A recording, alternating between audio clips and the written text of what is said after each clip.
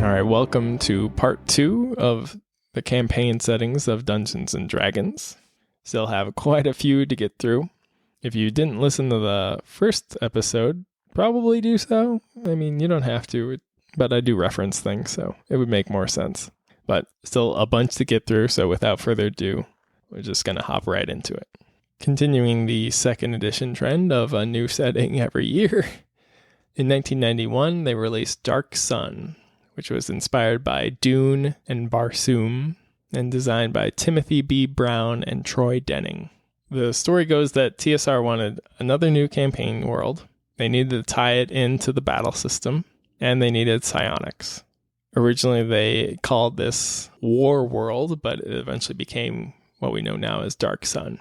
And then they got Gerald Brom as the artist for the setting, and his aesthetic really helped define this bleak world with almost Conan-esque type of look to it. And with Brom, they really started with the very artistically driven settings, which we'd see again, most notably probably in Planescape, which we'll talk about in a bit.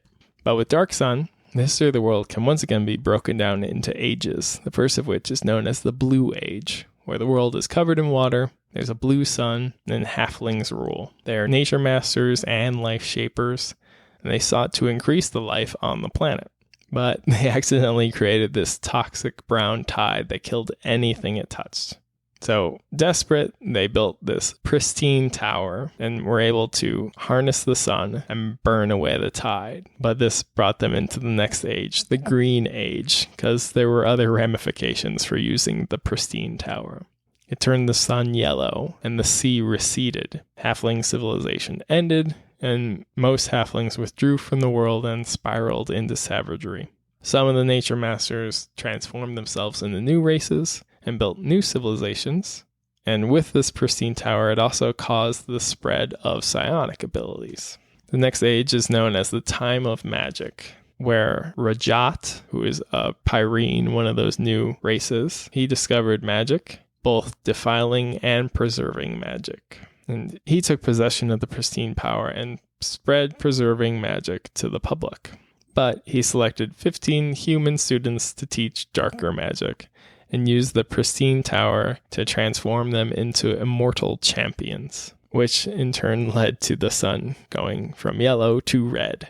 And once that was done, it led to the next age, the Cleansing Wars, in which Rajat's true goal was to return to the Blue Age. So he sought to exterminate all races except for the halflings, and he assigned a race to each champion, and their widespread use of defiling magic ravaged the land and caused extinction of many races, such as the trolls and the goblins. After that came the Age of the Sorcerer Kings, once the champions discovered that they were expendable to Rajat, and part of his plan was to get rid of them. So they rebelled. They were led by Boris of Ebe, and they were able to use magic to imprison Rajat in a shadow realm. And then the champions renamed themselves as Sorcerer Kings and divided the surviving city-states amongst themselves, what was left over from them, trying to wipe out everybody on the planet. And then Boris was chosen to become a true dragon in order to act as Rajat's warden. But this drove him mad, and then he went on a century-long defiling rampage, which was the tipping point into Athos's current state of being a desolate desert. So Athos, once you can play in it, is this barren desert wasteland with scattered city-states controlled by the tyrannical Sorcerer Kings, who demand absolute obedience and distract the masses with bread and arenas for fighting games. The races in Dark Sun, there's a couple of new ones, and then the old ones are twisted in some way. Originally, they were going to have all new races, but decided it might be better if they kept some of the old ones, albeit completely warped. So new ones included the moles and the half-giants, which moles are half-dwarf, half-human. Half-giants are half-giant, half-human. But they're both bred specifically by the Sorcerer Kings to be entertainment in the arena. They're just there to fight, essentially.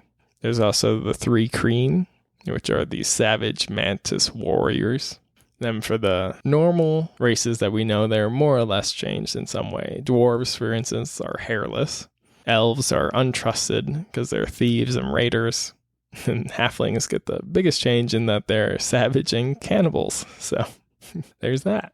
Classes are similarly changed. There's no gods in the setting, so the clerics are instead powered by the elements. Wizards can be either those preservers or defilers, which defilers actually kill life as they utilize their spells, which is why the world is barren. So much defiling magic was used that all the plants are dead, essentially. Psionicists become a standard class, and there's new classes in the gladiators, who are the heroes of the arenas, these ultimate fighters. And then there's also Templars, who are the wicked priests of the Sorcerer Kings. Dark Sun lasts from 1991 to 1995. Then it gets revised and expanded in 96, which is kind of, some people like it, some people don't. But then after that is faded. This is another one that's booted off to fan sites during 3rd edition, this time athis.org become the official fan site. But Dark Sun actually came back during 4th edition with a Dark Sun campaign setting, a creature catalog, and a couple of adventures. 4th edition was not very big on having campaign settings, so the fact that it made it all is pretty impressive. But so far, no announcements of Dark Sun for 5th edition, although multiple playtests, especially when concerning the psionics, have mentioned that it would be necessary for a Dark Sun. So if they can nail down psionics, we might be getting more Dark Sun at some point. They seem to be on a kick of bringing back old campaign settings, so we'll see. All right, on to my personal favorite campaign setting, Planescape. Developed in 1994 by Zeb Cook. This is a plane crossing setting with Victorian-era trappings and pseudo-steampunk design and attitude. It combines Victorian England with Shakespeare, conceptual literature, and fringe philosophy. And like Dark Sun, it's very artist-forward. This time, Tony DiTerlizzi does almost all the art for the whole line. It's very dark, grungy, watercolor type aesthetic. Some people have described it as a twisted Dr. Seuss type of look. It's very distinctive. If you've ever seen it, you could definitely point out, oh yeah, Planescape. The symbol of Planescape, seen in its logo design, is the Lady of Pain. This mysterious, silent, and extremely powerful entity. She's able to keep all the gods out of her city of Sigil, which is the home base for Planescape, essentially. Sigil, the city of doors at the center of the multiverse, from which you can go anywhere.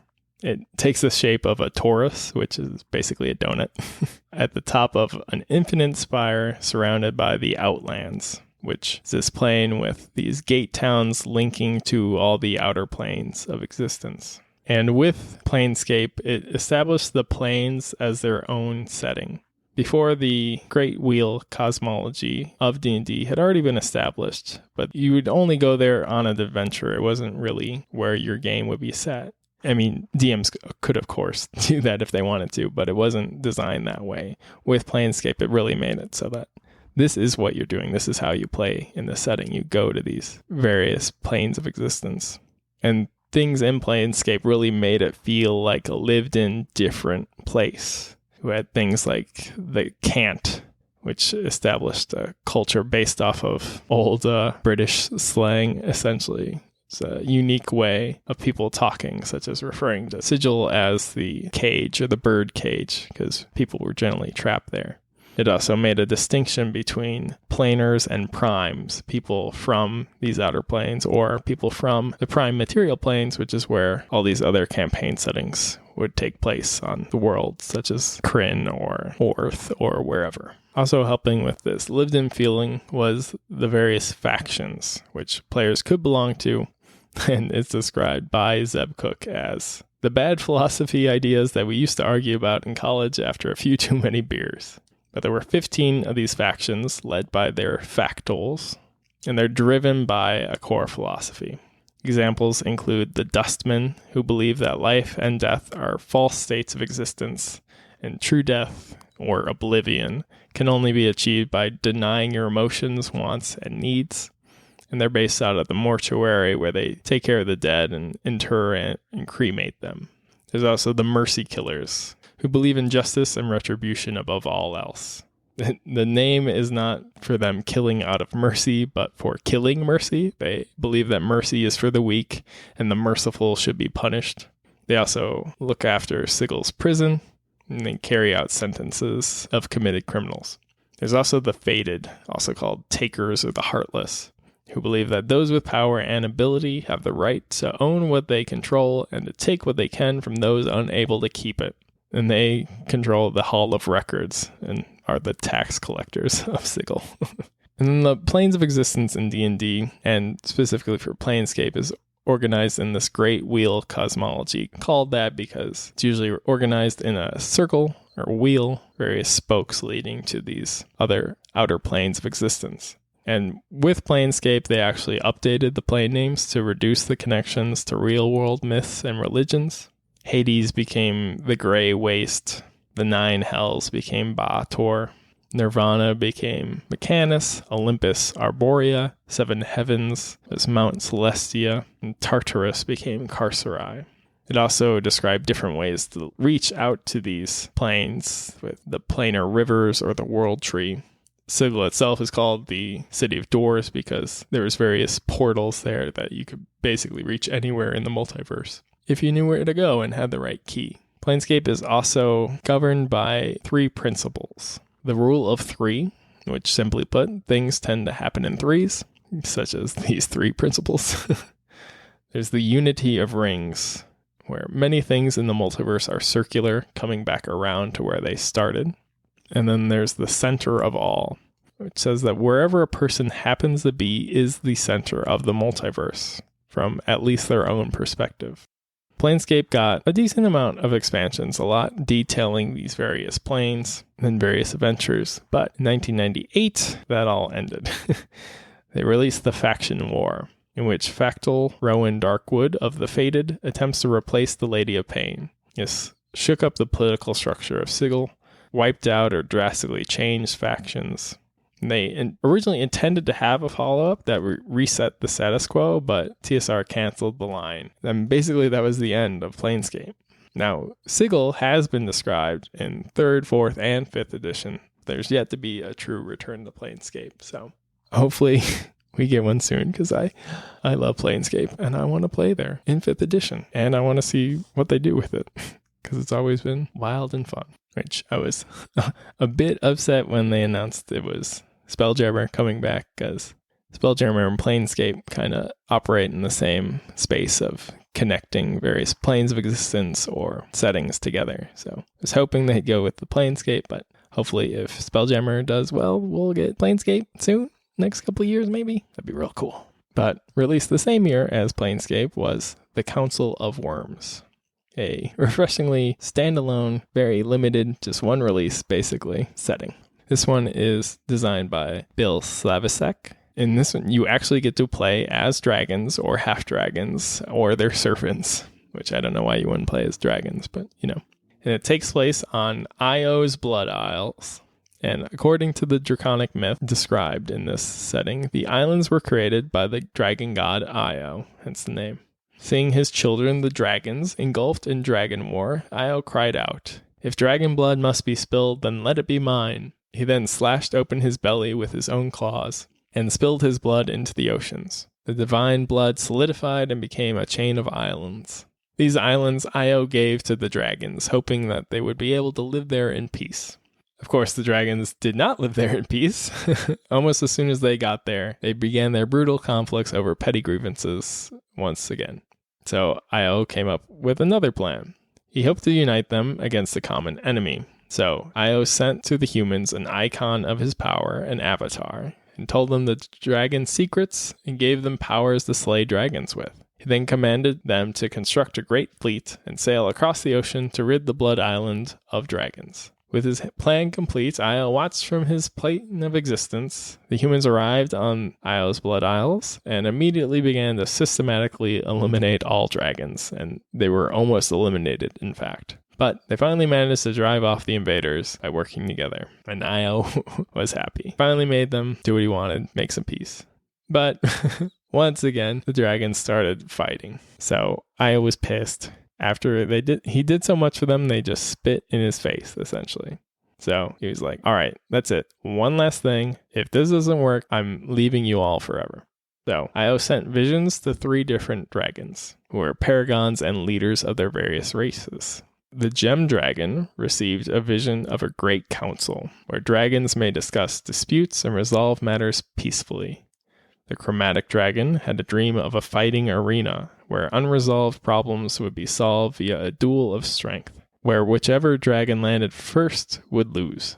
The metallic dragon had a dream of a hatchery, where all dragon eggs were together, born amongst each other, seeing themselves as kin. The three dragons came together, discussed their vision. In the end, they worked together to create the Council of Wyrms. And peace reigned and dragon war ended. And that was the story for the Council of Wyrms. You'd be a dragon on this island, and it was really self-contained. It was just this box set, which was later reprinted as a hardcover, and then a handful of dragon articles. But other than that, that was it. Had everything you needed to play, had adventures to play in. It was very much standalone, and intentionally so. New year, new setting. So in 1995, we get Birthright, designed by Rich Baker and Alan McComb, in which players take the roles of divinely empowered rulers. This setting emphasized tactical gameplay and a broad scope. And the history of the setting is that this dark god Azrai drove humans to the land of the elves, dwarves, and goblins known as Cerelia. And this human expansion angered and embittered the elves, so much so that when Azrai attacked, his armies consisted of his minions, a corrupted human tribe known as the Voss, and the elves. They all marched on Cerelia and met the human forces and their gods at Mount Deismar. But to their credit, the elves quickly switched sides when they realized their mistake serving this evil god. And the gods were able to defeat Azrai by sacrificing themselves.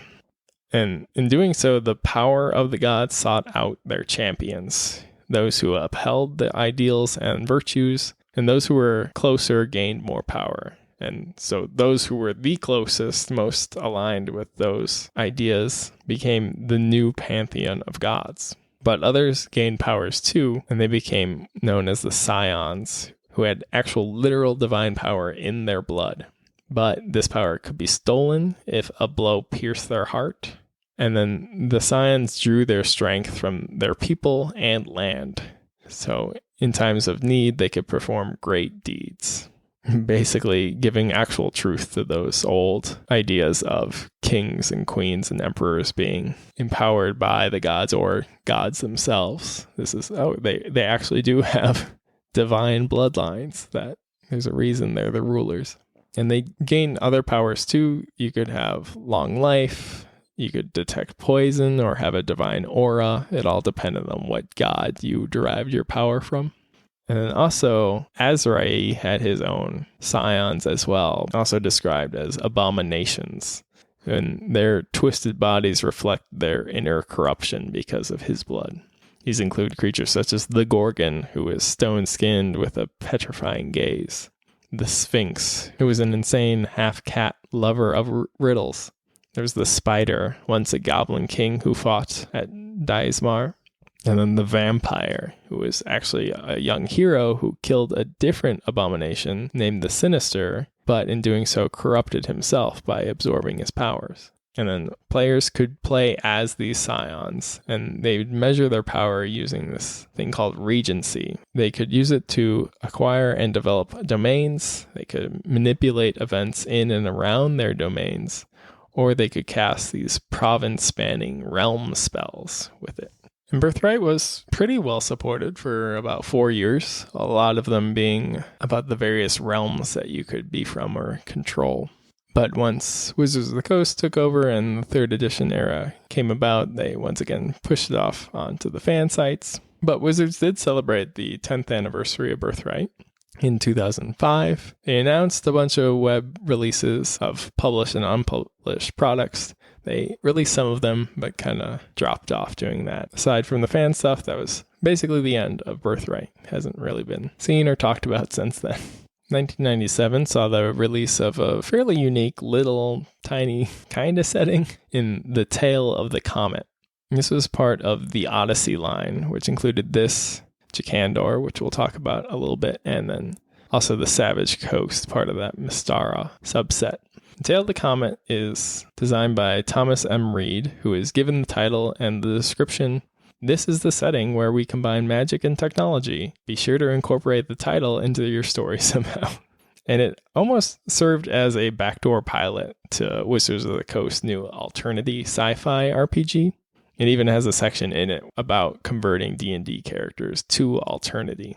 With all that said, there's not much to this setting. The description of the product is that strange lights in the sky, prophecies of doom, and a threat unlike any other draw the heroes to Aston Point. In this small frontier town, the fate of the world will be decided. If the heroes and their strange new allies defeat the invaders, they must then pass through a portal to another battleground, a metal city on a far distant world, where aliens fight desperately against death machines that threaten to overwhelm all organic life. So trade in your sword for a blaster rifle, your sling stones for a few high explosive grenades, and see what happens when you mix magic with high technology. There was also a tie-in novel by Roland Green, also called Tale of the Comet. And aside from a few Dragon magazines, this is never referenced or seen again. As far as the setting goes, it's got that town, Aston Point, and then you go to an alien world, but there isn't much in way of setting. The Odyssey line was designed about being kind of standalone, just don't have to worry about having a bunch of stuff, very similar to the Council of Wyrms. That probably would have been an Odyssey line if it had happened during the time that line was being produced. But to go along with that, next up we have Jakandor, which was designed by Jeff Grubb. In 1998, it's released, and this is an island divided between the native Chiranti, which is a heavily magical society, especially with regards to necromancy, and they fought against the Nor, who were these displaced barbarians who really despised magic. But they also had these totem golem mech type of things that they used to fight, which sound pretty cool. But Jakandor only had 3 books. The Island of War, which detailed the Nor barbarians on the east side of Jakandor, the Isle of Destiny, which detailed the Chiranti and the western side of Jakandor, and then Land of Legend, which has additional information and adventures for characters from both civilizations. There was also a novel that was planned to be written by Grubb entitled Jakandor Land of Destiny, but it never got released. And then they tried to do an interesting thing with this where neither side was depicted as the bad guy. It just depended what book you had and what side you were playing as. You could be part of either society or of course, you could be adventurers who happen across this and join too. Interesting concept, probably intentionally not very highly supported. It also happened 98, right around that Wizards of the Coast transition. So kind of doomed from the start, I think. It's not very well known. Speaking of not very well-known settings, we have Dragon Fist. This was created by Chris Promus, who is actually the founder of Green Ronin, and one of Wizards of the Coast's first PDF releases. Dragon Fist is kind of released between the 2nd edition and 3rd edition era. It doesn't really attach to any editions, but it was put out online in 1999. But it's basically a standalone game. It's some kind of AD&D variant with rules based on 1st, 2nd, and 3rd edition to various extents. But the setting itself is China-inspired realm known as Qianwo, and it's based on wuxia films and Chinese folklore. And it was just this one release with a single adventure. But it's described as, quote, Dragon Fist is a game inspired by Hong Kong martial arts movies, especially those of the wuxia genre. This is a game of high-flying kung fu fighters, cackling eunuch sorcerers, weird hopping vampires, and awful demons who are dead only when they blow up. Realistic? Hell no. This is pure cinema. If you want a precise simulation of martial arts, look elsewhere. If you want to have a blast playing an action hero, read on. End quote. So the story for the setting is that Emperor Jinmin became obsessed with immortality, and he's approached by a peasant with this wilted lotus flower. And he tells the emperor, eat it and you'll regain your youth. But the peasant requested souls in return and threatened the loss of the emperor's regained youth if he didn't supply them. So 20 years later, the emperor is now a tyrant who's opposed by these 9 secret societies, which are what you could play as a character. There's a few for fighters, which are essentially the kits from older editions or subclasses. For the fighters, there were the Righteous Fists, who specialized in unarmed combat, the Red Tigers, who were best with a sword, and then Heavenly Gates, which were the master archers. Wizards had Dragon's Breath, who could purify ki and cast more spells, and then the Great Immortals, who could more effectively use their spells. Shamans had White Lotus, which specialized in immobilizing or destroying undead, and Black Lotus, who served demons and adepts at causing pain. And then thieves were divided into the Iron Monkeys, who were ambushers, who specialized in using improvised weapons, and then the Ghost Eaters, who are assassins. This is a weird release in many ways, but it was available for free, and it's still available for free. I'll have a link in the show notes, so you can check it out if you want to. If you're interested, no reason not to check it out, really. With Wizards of the Coast taking the realms and getting into 3rd edition of D&D, as I mentioned, a lot of the previous settings are pushed off onto official fan sites for them to develop, instead of Wizards taking the time to do so. This is mostly due to the fact that the multitude of settings released during 2nd edition is probably what led to a good chunk of the issues with TSR and why they fell. We're just splitting their fan base into various camps, which divided their sales off. Instead of having everybody buying a campaign setting, they would choose which one to buy. So anything released from that basically only be sold to a fraction of your fan base. So Wizards definitely seems to have taken a step back and decided not to split up their fan base in the same way. So 3rd edition saw a few new campaign settings, but nothing really like the 2nd edition era. In fact, just like Dragonfist before it, the first real setting for 3rd edition is another online supplement. This is Mahasarpa, designed by James Wyatt, and he was drawing on India and Hindu, specifically Southeast Asia. And it was released in 2001 as a free web enhancement to the 3rd edition Oriental Adventures. The baseline setting of which was Rokugan, which is one of those licensed settings currently used in the Five Rings games, so a topic for another time. But in Mahasarpa, there's 7 kingdoms, who are the remnants of a once great kingdom brought down by its own arrogance. This kingdom was known as Mahanaga, or the Great Divine Serpent, which is a centuries-old human kingdom. It's known for its deep religious faith, technological mastery, its wealth, and its grandeur. And the people worshipped the serpent queen, Nagini. But the Maharaja Mahasarpa, also known as Cursed Crawler, was arrogant and prideful. So much so that 7 Rajas, or princes, renounced his rule and formed their own kingdoms. But Mahasarpa sought more power, and the gods cursed the kingdom because of his actions. He himself became a Naga and was forced to crawl in the dust, hence his name.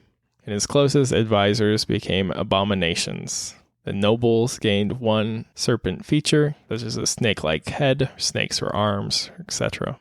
And the commoners grew scales, their eyes turned yellow with slitted pupils, or they had long and forked tongues. As you may have guessed, this was the origin for the Yuan-Ti and all their forms in the setting.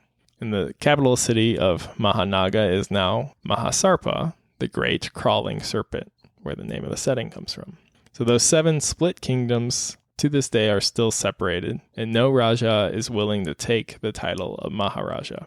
And then one of those original 7 kingdoms is later also cursed, this time by a tiger spirit, and all of its citizens become tigers, dire tigers, or were tigers, which is, I like that, but it's also like they also got cursed. I guess real easy to piss off the gods in this setting. But Mahasarpa saw this online release, which you can still find as well. And that was it. No more releases for that. Again, kind of going with those older, real-world inspired settings. This one seems less, it draws inspiration from it, but it doesn't seem as blatant as some of the older ones. And this is just the Aztec, essentially, It's more got the aesthetics of Southeast Asian inspirations, from my perspective, at least. I could be way off track there. A few years later, we get the first new 3rd edition campaign setting published in the form of Ghostwalk, designed by Monty Cook and Sean K. Reynolds. This is just a single book, all about the city of Manifest, which is a mausoleum built atop the Well of Souls, a gathering place for ghosts. It's unique as a place that ghosts can cross over to the land of the living. And Reynolds has explained that the idea came from making it possible to play a dead PC as a ghost. He said, quote, "I think it was just a matter of Monty and me understanding that one of the least fun parts of the game is when a character dies. Not only is there a feeling of loss regarding the character, but also the player doesn't have anything to do until a new character can be brought in. We thought a campaign where a character's death wouldn't be the end of play for that character or player would be a neat twist on standard D&D. They've also said that although it's an original setting, they were influenced by the works of Neil Gaiman, Stephen Brust, and Greek and Norse mythos, including the story of Orpheus and his trip to an underworld beneath the ground. Besides just the general rules for ghosts, Ghostwalk also included 2 ghostly classes with plenty of ghostly abilities, the Eidolon and the Eidolancer. There are also rules for a variety of other classes that interact with ghosts, from bone collectors to ghost slayers. And a manifested ghost may fairly easily be returned to his body by resurrection magic. So in the City of Manifest, one may die a bunch of times and be returned to your body with no harmful side effects. But one danger in exploring the other side of death as a ghost is the calling, this unshakable urge that overcomes ghosts at some point in their unlife and drives them to forsake the world and pass into the true afterlife. And such a transition is permanent and marks the end of a character. And then while all sentient races have spirits, only the human and demi-human races, humans, half-elves, half-orcs, elves, gnomes, dwarves, and halflings, can travel to Manifest and live again as ghosts. So a great many non-human races are jealous of this gift and have sought to destroy Manifest throughout its history. And several times they've succeeded, razing the city to the ground, forcing it to be rebuilt atop its own ruins. And that's resulted in an underworld of forgotten catacombs, all that is left of the many cities left behind. And below these are vast natural caverns and tunnels that increase in size and complexity surrounding the Vale of Souls. And all of these are filled with all manner of monsters and villains, but also lost treasures. So Manifest is home to adventurers, as well as mourners and the dead. And one of the main enemies of the city of Manifest, at least the most persistent, are the Yuan-Ti. They long for power and immortality, and thus hate everything the city stands for. Which is interesting, the first 2 3rd edition settings both feature Yuan-Ti as antagonists. I really like the idea behind Ghostwalk, especially that the setting is actually just a city, so it kind of makes it really easy to drop into wherever you're playing as this self-contained thing, especially since it was only ever 1 book. I've seen descriptions saying that it could have been more if it had done well, but apparently it didn't do well enough to justify that, or they just decided to go in different directions anyway. But finally, for 3rd edition, we get the biggest new setting, which is Eberron, designed by Keith Baker and winner of Wizards' 2002 Fantasy Setting Search, which saw more than 11,000 entries trying to get their setting as a new official D&D setting. And the original proposal for Eberron actually called it The Thrilling Tales of Swords and Sorcery. It incorporated themes of pulp adventure and film noir, along with the idea of magic evolving as part of society, amongst a backdrop inspired by the unstable period between the world wars. And there's a quote from the original pitch that I think is pretty interesting.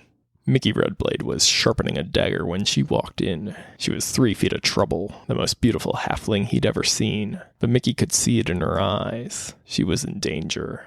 On a rooftop overlooking Redblade investigations, Tyrus Deadshot Dondarrail assembled his sniper's rod of 7 parts. He'd seen the princess entering the building. Now he had to make sure she didn't leave alive. And while they had Baker tone down the more goofy aspects, they actually wanted him to play it straight in the pulp and noir aspects of the setting, which is very cool. I really like those. My favorite parts of Eberron is that more noirish and pulpy adventure style of play. But the story of Eberron starts with the progenitor dragons, Cyberus, Kyber, and Eberron, who created the universe. But then Kyber betrayed them and murdered Cyberus, and Eberron used her own body to trap Kyber. So Cyberus became the dragon above, which is this ring of golden dragon shards above the planet. Eberron became the dragon between and the surface of the planet of Eberron itself, hence the name. And Kyber became the dragon below, the underground realm beneath the surface. There's also the draconic prophecy, which is found in all things. The movement of the stars, the whispers of the wind. And some say that Kyber and Cyberus fought over one of its secrets, which is what led to that fight. But it's unknown what the prophecy actually foretells. Some say the end of days, others say a new beginning, but it's generally agreed upon that it's going to change everything once it finally happens. And now the prophecy is manifesting in the form of dragon marks, these magical birthmarks on people belonging to the dragon-marked houses, extended families of a single race whose members sometimes developed the dragon marks. Example of these include the elven houses of Fjarlan and Thorani, which both have the Mark of Shadows. Fjarlan is one of the oldest houses. Thousands of years back, they started to develop these dragon marks. Then there are the entertainers and the artisans' guilds, because each of the dragon-marked houses have basically a monopoly on a certain aspect of the society. They have incredible power, due in part because of the special abilities these dragon marks give them. But Fjarlan also, in addition to the entertainers and artisan guilds, also handle espionage through the Serpentine Table. And House Thorani is actually the newest house and split from Fjarlan during the last war, which we'll talk about in a minute. And Thorani rivals Fjarlan in both entertainment and espionage, but they specialize in assassination. There's also the human house of Cannith, who have the Mark of Making. Their innovations and advancements in technology has reshaped the world. They've created the Warforged and the Lightning Rail. The Warforged are these constructed warriors for the last war who actually attained sentience and became an actual race. And the last war was fought to reunify the kingdom of Galifar, which spread about the whole main continent of Corvair in Eberron. But the conflict of succession happened after the death of the last king, Gerat, and split the kingdom into 5 nations: Ander, Breland, Sire, Karnath, and Thrain, and led to the creation of the Warforged by House Cannith in order to serve as warriors instead of sacrificing people, because the conflict lasted more than a century. But it ended during the Day of Mourning, in which Sire was destroyed completely and transformed into the Mournland, which is surrounded by this dead gray mist that obscures and muddles the mind, and it perfectly outlines the barriers of the previous nation of Sire. So it's definitely not some natural accident. Somebody very specifically targeted Sire. It's unknown how or what or why even. But in the Mournland, it's a wastelands, basically. There's the glass plateau, fields of ruin, and the glowing chasm. Just very not hospitable place to be anymore. So the Day of Mourning led to the Treaty of Thronehold, which ended the war. It formally divided the Kingdom of Galifar into the remaining 4 of the previous 5 nations. And it also recognized multiple former vassals as sovereign nations. So there's a whole bunch of different nations going on instead of just one united kingdom. The treaty also emancipated the Warforged and banned the Creation Forges, which is how they were made. So officially, no more Warforged are supposed to be made, but that's not necessarily what's actually happening. And the whole setting takes place in 998 KY, which is 2 years after the treaty was signed. And this has always been the setting year for Eberron. There's plenty of meta plot, but it's never advanced past this year. So one of the core tenets of Eberron is that there's a bunch of mysteries that aren't specifically explained, such as what the prophecy is all about, how Sire was destroyed, a whole bunch of stuff that's left vague for the Dungeon Master to go whichever way they want to. There's a bunch of options presented, but they're never locked down into one, which is pretty cool. And in Eberron, high-level magic is pretty rare, but low-level magic is pretty pervasive. There's magical streetlights, there's the lightning rail, which is a train that runs off of magical energies and stuff. A lot of this is due to House Cannith. And then the Artificer class, which was designed for Eberron, but they specifically infuse magic into items. But Eberron was designed for 3rd edition. It also one of the very few settings that was supported during 4th edition, albeit briefly. And it's also a comeback for 5th edition, which if you like magic, steampunk, pulp, noir, weird post-war, potentially pre-war tensions going on, is a really cool setting to check out. And then finally we have the only new official setting for 4th edition, the Nentir Vale, also known as just the D&D world. So this became the default setting for 4th edition. The deities for the setting are pulled from Greyhawk, the Forgotten Realms, the real world, and they also made some new ones. The setting is also known as the Points of Light setting, which describes the towns and the centers of civilization in an otherwise dark time. So part of the story was that the last empire fell a century ago, so there's still roads connecting settlements, but they're dangerous. And the heroes are needed to travel major distances. So places are very isolated in these points of light, which is why it's called that. And the DM is encouraged to leave the rest of the world largely unplanned, vague, and unpredictable to drop in various adventures or whatever you want. It's very much set up like a starter type of, you don't have to know too much. You can go do whatever you want to do, drop in what you want to drop in. You like this adventure, put it in there. You don't worry about it. But very much intentionally left very vague and generic, mostly expanded through the various adventures. Here, go explore this thing. So this is what this is about. But no big overarching campaign setting book or anything like that was ever released for this setting. It doesn't even have, I call it Nentir Vale, and a lot of people do, but other people call it Poland, P-O-L, capitalized for points of light, and then land. So it's not even really, it's not a fully fleshed out setting, although very cool things that it's very good at fleshing out specific parts, like various cities have really cool write-ups and maps and stuff, but no overarching, this is the kingdom. There's not really kingdoms or anything described. Unique, interesting take for 4th edition, but we also haven't seen it return for 5th edition. But 5th edition until recently was very setting focused on the Forgotten Realms. And so far, they haven't released anything specifically designed for D&D that was new for 5th edition. Mostly Forgotten Realms. Then we got Ravenloft with Curse of Strahd. We got some semblance of Greyhawk with the various old adventure compilations. We have returned to Eberron. We're about to return to Spelljammer and then Dragonlance later this year. We've got a few crossover licensing type things with both Acquisitions Incorporated, which wasn't really a setting, more of a way to play, and then also the World of Exandria from Critical Role. And then we've gotten quite a bit bringing over the worlds from Magic the Gathering into D&D, which I love.